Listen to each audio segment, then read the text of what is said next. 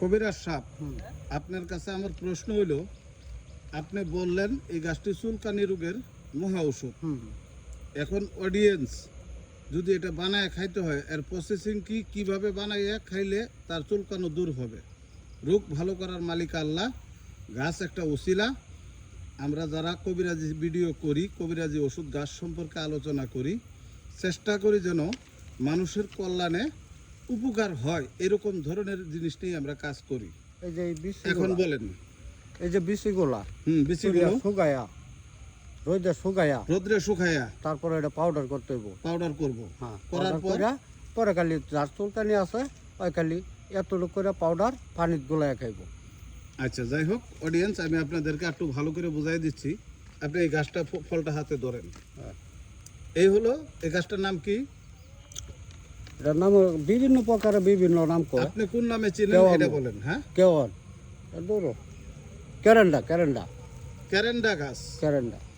যাই হোক অডিয়েন্স, গাছের আকৃতি পাতা দেখে যদি আপনারা না বুঝেন তাহলে এটা খুবই দুঃখজনক। এর ফলটা কেমন, ফুলটা কেমন, সবই আপনাদেরকে দেখানো হলো। এখন আমরা বলি, এর আপনি 2-250 গ্রাম পরিমাণ বিচি তুলবেন।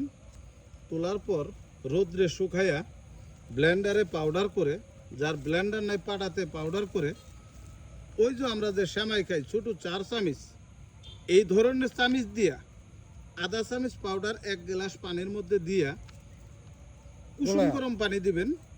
কুসুম গরম পানি দিলে আপনার গোলাইয়া সকালবেলা খালি পেটে খাবেন, বিকালবেলা খালি পেটে খাবেন।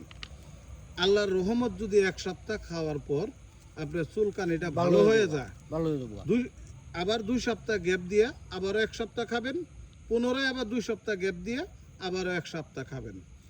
আমি দীর্ঘ বিশ্বাস করি, আল্লাহ চাহিত আপনার চুলকানি রোগ মুক্ত করব।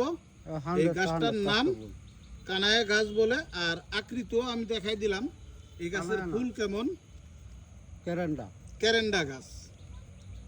এই গাছের ফুল কেমন, ফল কেমন, তা আপনাদের নিতে হবে। এই ফলগুলো নিয়েই শুকাইতে হবে, বুঝতে পারছেন? অন্য কিছু না। আর বিশেষ করে আরেকটা কথা বলি, পাতা না। যারা আমাকে রুবেল ভাইকে ভালোবাসেন, রুবেল ভাইয়ের একটা ইউটিউব চ্যানেল আছে, নাম প্রাকৃতিক শিফা। যদি আপনাদের মনে চায়, ইনশাল্লাহ একটু ঘুরে আসবেন আর দেখবেন। ভিডিওগুলো যদি গ্রহণযোগ্য হয় তাহলে অবশ্যই দেখবেন। আর যদি আপনাদের কাছে যেটা গ্রহণযোগ্য হবে না, ওই ধরনের ভিডিও আমি দেই না। আমি চেষ্টা করি ভালো কিছু আমার চ্যানেল এবং পেজের মাধ্যমে আমি রেখে যেতে চাই, যেন মানুষ গাছের ওষুধের উপকারটা সঠিক নিতে পারে। তো ভিডিওটা এখানেই রাখলাম।